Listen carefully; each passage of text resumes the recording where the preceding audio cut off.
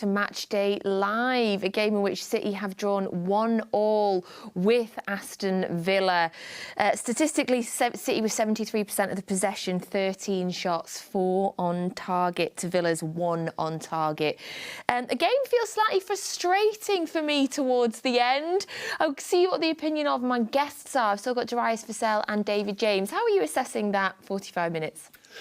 45, I think, do you know what, I think everyone felt the same way that I did, in the sense that as soon as City scored, it was like, there we go. Yeah. And perhaps that's how the game panned out. It was almost like... You think they thought that as well? Yeah? That's what it felt like. It was the same as the game. As soon as that goal went in, it was like, OK, and then you hit the crossbar, and as Alistair Mann said in commentary, you know, Man City had the chances, and all of a sudden one breakaway. But Darius said before the game that Bailey was playing well, he was a good player, and he steps up and scores the equaliser. Yeah, it was always a danger, wasn't it, that Villa would get a chance, break away, score a goal, and then it's frustration. I think players did play with that frustration hat on today. I felt that after the goal, the chances that weren't scored earlier on, it came to life then, how important they were. And then thinking back and looking back at it, the chance that Kyle Walker had in the first 10 minutes, I think, he's got to do better. I'm thinking score, pass, anything better than what he did. And I think those things make the difference in games like this. I think Villa learnt from the game last season, at the end of last season, what gave them success. Just lock Manchester City out and try and be clinical on the break. They managed to do that today, and they got a point out of it. I think Villa will be much more happy, obviously, than Manchester City. Yeah, very much so. I mean, their fans were raucously celebrating at the end of the game there, whereas I think, you know, for us, it does feel like 2 points dropped for me, David. It does. Yeah, I mean, I think the frustrating thing when you look at the whole game was the performance in the first half, because it was so downbeat. As I say, second half, Kevin De Bruyne comes alive, magnificent run, magnificent cross for the goal. And then you think, OK, this is what we're used to, and they'll go on and probably score 3 or 4. But in the end, Villa with 1 shot on target, that doesn't take into account the Ederson save when he came out, which was, I thought, top goalkeeping. And as Alistair said in commentary, you know, Martinez has made 3 or 4 half-decent saves there. On another day, they go in, City win 4-0, like my prediction. Not today, though. So in terms of those key moments, so City went 1-0 up not too far into that second half there with a beautiful goal. So it was a lovely ball from Bernardo Silva to Kevin De Bruyne, who puts the kind of low cross right in front of everybody. Oh, sorry, no, it was a high cross right in front of everybody, and it is Erling Haaland that manages to jump so high and get there. What did you make of that goal? Yeah, Manchester City all over, and this is probably what we'll see a lot this season. Getting the ball into the danger area, Haaland losing his marker and being in the air way before the defender even knows, you know, the cross is coming in, and staying in there and heading it home. And yes, it was a great goal, and I did say before half-time, try and involve Haaland more in the build-up. He wasn't so much involved in the build-up there, but he was on the end of it. But I felt like there was a time in the game where we did involve him in the build-up, and he had 3 shots in a space of, I think, 10, 20 seconds. He was that hungry. I just think Manchester City could have used him a bit more today. Yeah, I remember the point you're talking about when we were in their box for about 30 seconds non-stop, and we were groan after groan after groan. In terms of that goal, the build-up to it, obviously, was when Kevin De Bruyne came alive. Got another nutmegs. Yes, he did. Yeah, in the early part of the build-up. What's interesting, and I've been saying this recently to people, is that there's things that City are doing and trying to do, but I haven't seen the whole picture working in a game yet. I know 6 goals the other day against Nottingham Forest, but the early ball into Haaland was something they were trying to do against West Ham at the first game of the season, but it wasn't working at all. When you saw that ball going in, and it was a perfect pass, perfect, like I was going to say perfect header, he should have headed it, it was that high, but it was kind of like you can see these bits working, but not in sync. Yeah, they're piecing it together now, aren't they? And when they get it together, and again, I'm just trying to put myself on the pitch. If you've been working on things like that, it comes right in the game. There's almost, again, that sense of belief where you go, all right, now we've got it. And that leads to, again, a little bit of a different type of play, which allowed Aston Villa their one opportunity. But Kevin De Bruyne, he's not bad, is he? and obviously Bernardo Silva involved in it with a little ball to Kevin De Bruyne in the build-up as well, which I really enjoyed. Another key moment in that second half, you've already alluded to it, the Ederson save. He's just got no fear, has he? No. I mean, goalkeepers have not to come out like that. But talk us through that save. So the interesting thing about Ederson, I was analysing him before he started playing for City when he was at Benfica, and he dives at the ball. A lot of goalkeepers will sort of spread themselves to make a barrier, whereas he aggressively goes for the ball. And when you saw the through ball coming in, there's a great angle when you can see Ederson, and his eyes kind of light up, that's mine, dives in it. There's every chance that he could get a foot in the face, but he doesn't care. I think last season he got a kick in a header, I think it was against Tottenham, where again he just shows so much bravery. And it was unfortunate, he could do nothing about the goal. Bailey's finish was superb, but when you've got a goalkeeper like that, as a defender, I'm sure you're going, he's got our backs. I'd say from a striker's point of view as well, if the goalkeeper's diving at the ball, that time that you've got to make a decision of what finish, it's reduced dramatically, you know, and it turns into who's braver. And the keeper's already answered that question by, you know, diving at the ball. Awesome. Yeah.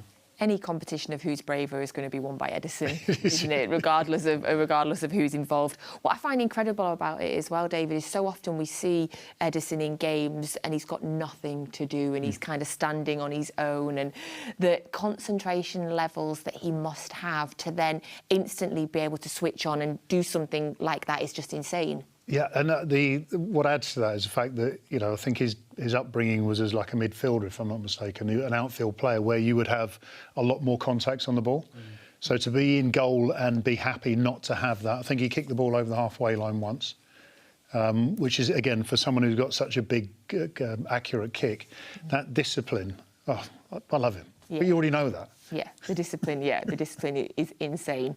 Now, we've got to have a mention, obviously, on that Aston Villa goal, because it was an incredible finish by Leon Bailey. What did you make of the build-up? Anything City could have done different, or do we just sometimes have to hold our hands? The only thing, looking a little back, I just wonder if Kyle Walker could have got out to the... I can't remember who it was, who crossed it into Bailey. If he could have got out, what happened is Rodri tried to backtrack and recover. And sometimes, if you're assertive as a defender, like you said, you can make them make one or two more passes. I think that Rodri going out allowed Ramsey the opportunity to see somebody in the box and make the pass. Yeah, and then, great finish. I think just before it went out wide, there was a few headers, stretchy headers. I say stretchy, you know, players in uncomfortable positions, and sometimes you can't really control where you head it. Rodri was involved in that, and that's why I felt like he wasn't the right person to be tracking back, because he's already exerted himself in winning those headers. And there was a tackle which dropped down, and he won that one as well, which didn't quite land right. I don't think he was the person to go out to stop the cross. It should have been someone else. Fantastic finisher. Fantastic finish, and it did end up 1-1, of course.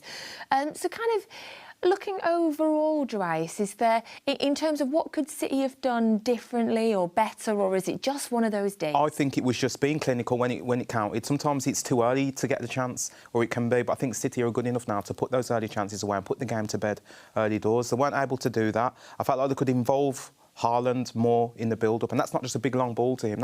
He might be coming short to feet. Just keep him in the game, allow him to lose his defender and get on the end of things a little bit more.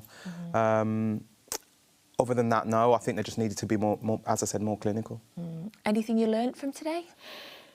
No, I've seen it before with City, and I think that's it's not frustrating. You kind of get used to it over the course of the season. Even though Arsenal will argue that they're in the best position to do it, you're not going to win every game. And therefore, every now and again, we're thinking about last season where I saw them draw at West Ham, saw them draw at Palace, I think it was 0-0. This is one of those games. And I think Pep will look at the points that he's trying to get right, the crossing the ball for Haaland, things like that, and say, OK, cool, we're doing some good things, but every now and again, we're going to get disappointed with the outcome. I wouldn't be worried as a City fan at the moment. I know, 6 games into the Premier League season. I should probably try and not be so gloomy about it, but thank you. Right, we're going to have a look now at the answers to our what happened next competition. So this is a new game that we've been playing today. We showed you this clip back from 2004 when City took on Villa, beating them 2-0. Now, this was a goal by Sean Wright-Phillips. We showed you the build-up, but you needed to tell us, where does it finish? A, B, C or D? So, David went for B, Darius went for D, I went for A. Now, your thinking was, guys, that B, he looked like he was going to take it to that right-hand side as the professionals. My thinking was, well, there's a big gap there. He's just going to smack it in that big gap, isn't he? That was like the fans' perspective. I've no idea where he's going to land, and I'm very excited now. OK. Let's see.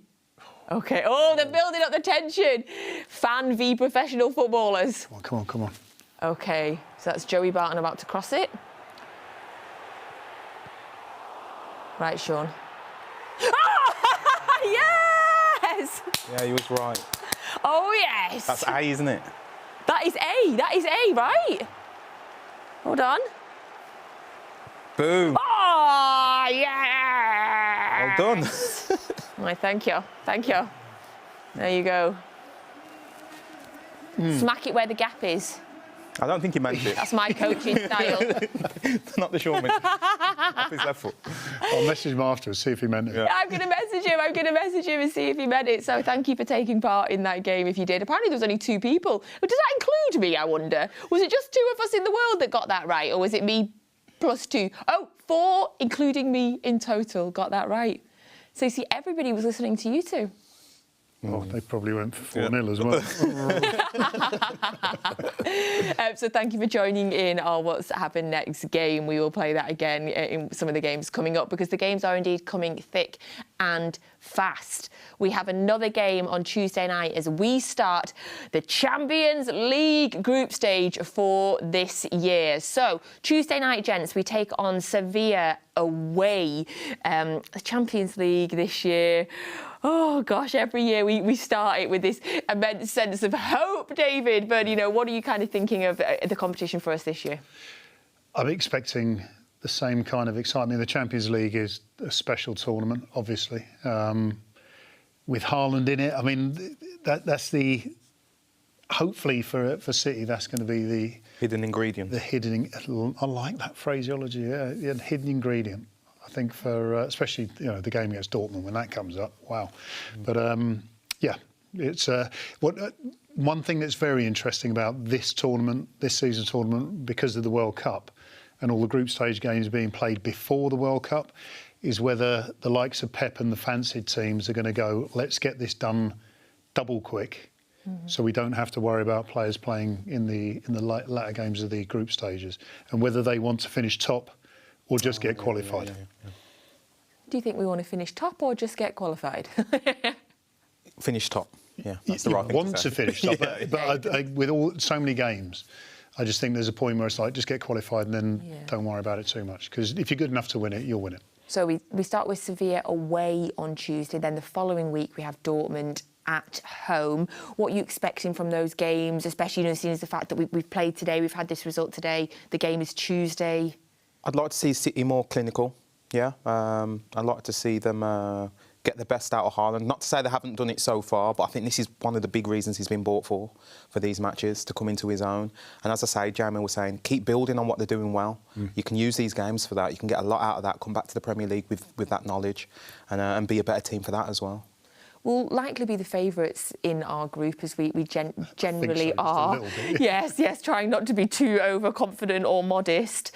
First game away, though, at Sevilla. Will it be a difficult game, do you think? Well, was Aston Villa going to be a difficult game? Of course, there's a potential of it being a difficult game. As Alistair Mann was saying in commentary there, they haven't started the season particularly well. However, now I'm thinking about it, even the first half performance today, depending on how Pep built up for the game against Villa, with in mind the game on Tuesday, a lot of these factors come in consideration. So I think you look at today and go, right, we should have won. We should have played better. Let's take it out on Sevilla. And away from home, even better. Nice trip home. And we continue our incredible away record as well.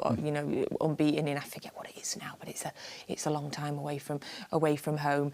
We play Borussia Dortmund the following week. Obviously, we have the Haaland link. We now have the Akanji link, and then we'll go into an international break not too long after that. So, how important is it that we win these first 2 Champions League group games?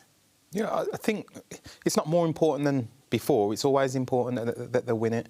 That break that they have, the international break, where they'll probably have a lot of players going away to play games, it's always better, if your players are coming back to the club having had a good result or some good results or something to, carry on building on. So obviously losing and then having players go away and then having that big gap, that could be a problem, yeah. Game on Tuesday night, you think there'll be any rotation in that, or do you think that today's team will likely And if there is, who are you expecting? I think there'll be rotation, yeah, definitely. Again, Alvarez, who we thought we might see today, we didn't see he was behind Pep on the bench. He didn't look like he was even going to do the warm-up at times. But big squad, like bringing in Akanji, you've got players in every department now of top quality. So I think there will be rotation. It'd be nice to see Akanji play, wouldn't it? Absolutely. Well, he wasn't in the squad today because I read that he had his wife had his second child yesterday. Oh, congratulations. Which is the reasons why. Yes, so big congratulations to the whole Akanji family there. We look forward to seeing him playing soon. David, thank you so much. Darius, thank you so much for joining us today. Best of luck with your FPL team for the rest of the season. I say through gritted teeth, seeing as we are in the same Matchday live team together. If you're an FPL player, by the way, I know we talk about it a lot. We have a brilliant FPL show that you can, of course, watch as well, that is presented by FG, and we have a little league table. We'll keep an eye on it for you all. I'm currently third in the table, by the way, just if anybody was wondering. We'll be back here on Tuesday night, of course, for the Sevilla game. I will be here then. Now, in the meantime, there's loads and loads that you can watch on City Plus and Recast, of course, and September is a really, really big month for content. If you want to watch if you want to watch this game again, then you can watch the full game from midnight tonight on City Plus and on Recast. Now, coming up in September, some incredible stuff. I cannot wait to watch the rest of the Champions Together Again documentary. I'm absolutely loving it, and I know that you are as well. So we will see you on Tuesday night, and in the meantime, here's all the things that you can look forward to on City Plus and Recast for September. No, we've got a new physio. New physio. Not bad, is he? I get him to treat me at home all the time.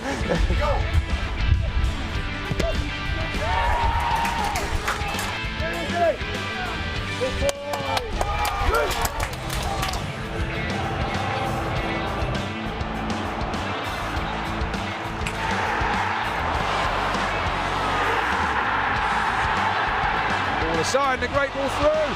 Round the keeper! Sergio Aguero! Take on from the edge of the area. Sané lines up a shot! It is 5! Glorious goal from Leroy Sané.